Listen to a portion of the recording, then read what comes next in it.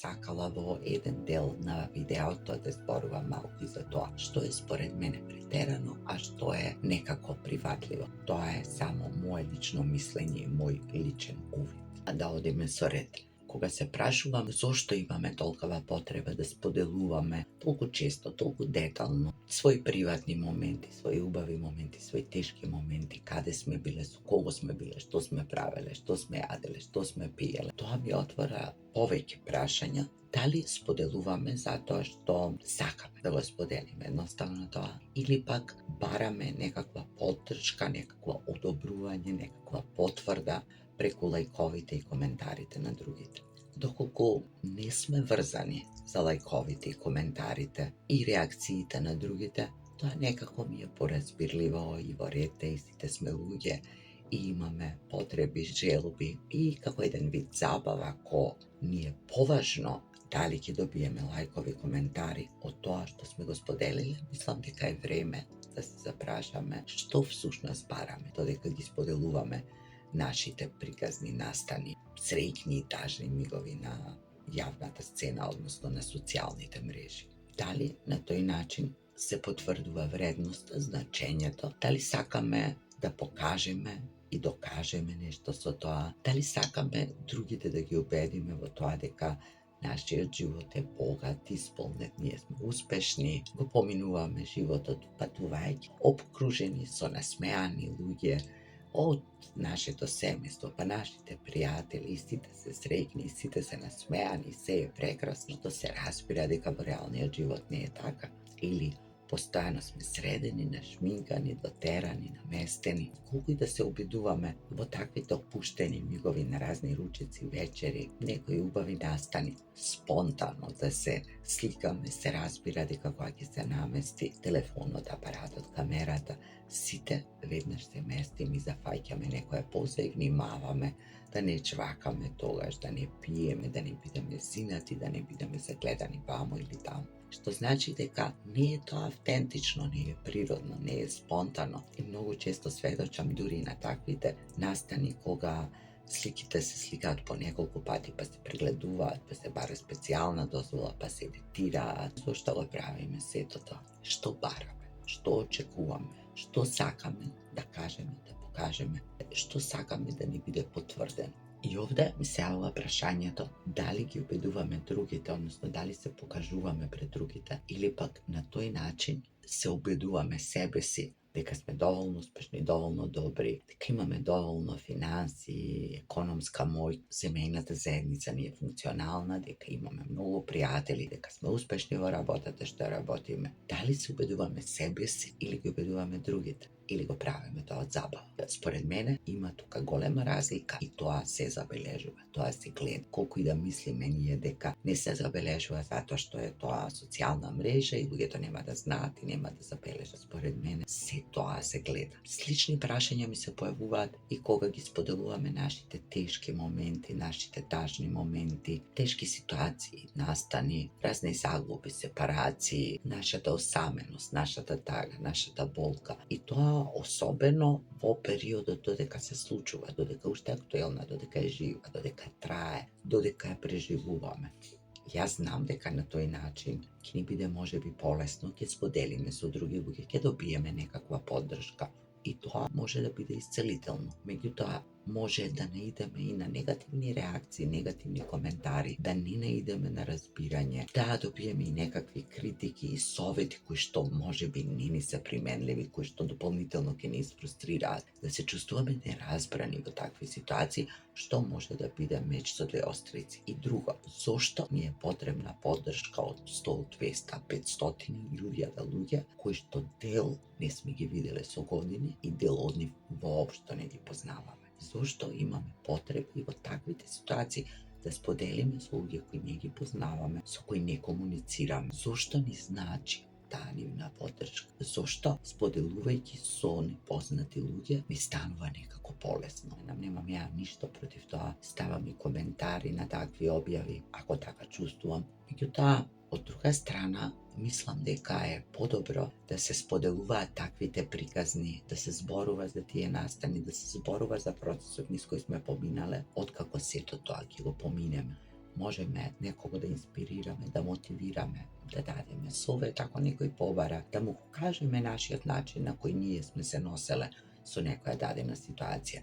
А додека сме во тоа, сметам дека не можеме никому да помогнеме, затоа што тогаш сме кревки, ранливи, затоа што сме во болката, во тагата и можеме само да добиеме поддршка од другите. А доколку сакаме со сето тоа што го поминуваме и што е непријатно, што е тажно, што е лошо и што е како сакате наречете го, да помогнеме на другите, тогаш сметам дека треба најпрви да дојдеме до некој степен кога ние ќе научиме да се носиме со тоа или кога ќе го исцелиме или откако ќе помине. Модерното општество или виртуелниот свет, односно социјалните мрежи, ја поддржуваат транспарентноста, автентичноста на луѓето, оригиналноста, но до кои граници? Како да постојат некои правила, која автентичност е добре дојдена, а која автентичност е подложна на осуда. Многу често наидувам на луѓе кои толку многу се трудат да бидат автентични, се борат за собствената автентичност,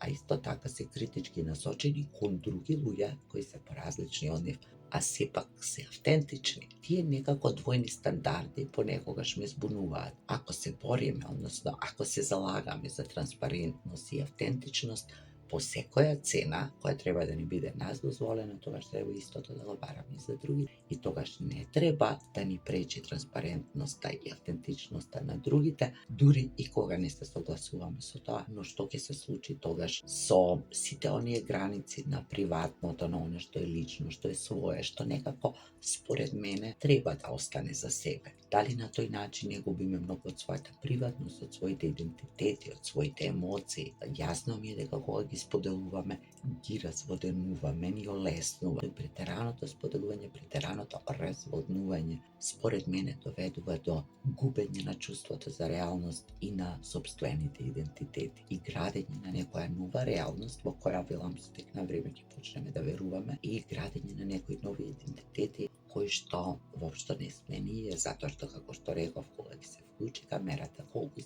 да сме ние автентични, транспарентни, човечке, пак некако да се поднаместиме и во таквите ситуации, пак да го извадиме нештото што е најдобро во ситуацијата. Така што ни тоа не е целосно автентично и целосно транспарентно. И освен тоа, што може сами да се изгубиме, да го изгубиме осетот и да изгубиме границата за тоа што е реално, што е виртуелно, кои сме ние на вистина, како се прикажуваме на социјалните мрежи, освен тие коментари на поддршка, лајкови, срциња и така натаму позитивни кои што ќе ги добиваме, може да добиеме и многу негативни. Освен тоа што ќе не бодрат и мотивираат и поддржуваат, многу често може да не критикуваат, осудуваат, да станеме жртви на она што претходно го кажав, интернет насилство. Освен што ќе ја извадиме на површина нашата автентичност, нашата оригинална природа, со тек на време, прилагодувајќи се на желбите и потребите на оние кои ни ги ставаат лековите, може да ја изгубиме таа автентичност, да почнеме се прилагодуваме се повеќе и повеќе на она што е потреба на социјалните мрежи, а не наша лична потреба. Тоа може да ја наруши нашата самодоверба, нашата сигурност, може да доведи до емоционална зависност, до постојано преиспитување. Знам многу ситуации, многу случаи кои во најмала рака ги бришат своите социјални мрежи или бараат потоа стручна помош затоа што станале премногу зависни или премногу изложени или станале жртви на нечие насилство. И сето тоа се случува на луѓето кои што јавно се изложуваат. И јас сум добивала некои негативни коментари, јас сум добивала некои коментари во кои што гледам дека луѓето воопшто не се потрудиле да разберат што зборувам. Гледам дека имаат некаква недоверба, гледам дека тргнуваат од нешто што е нивно, од нешто што е нивна реалност.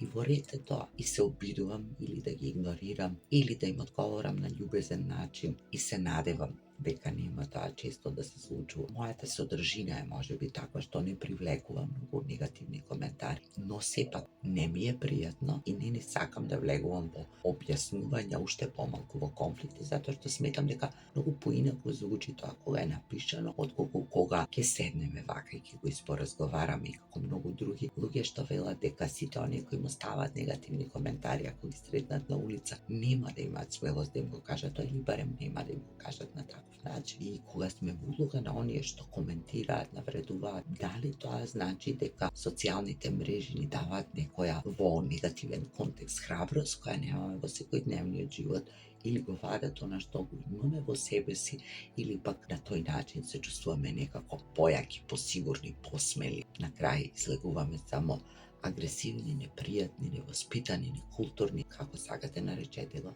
И овде ќе завршам, иако имам уште многу да кажам, меѓутоа да не трае предолго видеото. Би сакала само да потсетам на тоа дека можеби е добро да се изложуваме себе си онолку колку што нема да бидеме изложени на ризик, онолку колку што ние се чувствуваме безбедно и сигурно, и онолку колку што ќе ни биде забавно да го правиме тоа. Секој тргнува од своите потреби, од својот поглед на животот, на светот, од своите животни ставови. Би сакала само да потсетам на се она што е поврзано со изложувањето на приватноста на социјалните мрежи, на се она што е позитивно, комуникација, дружење, поврзување, можда за презентирање, продавање, отварање бизниси и така натаму, но и се ова што постои од другата страна, особено ако тоа не ни е професија, ако тоа не ни е работа и особено ако немаме доволно капацитет, не сме доволно стабилни, не сме доволно сигурни, не сме доволно зрели, за да можеме да се носиме со сето тоа.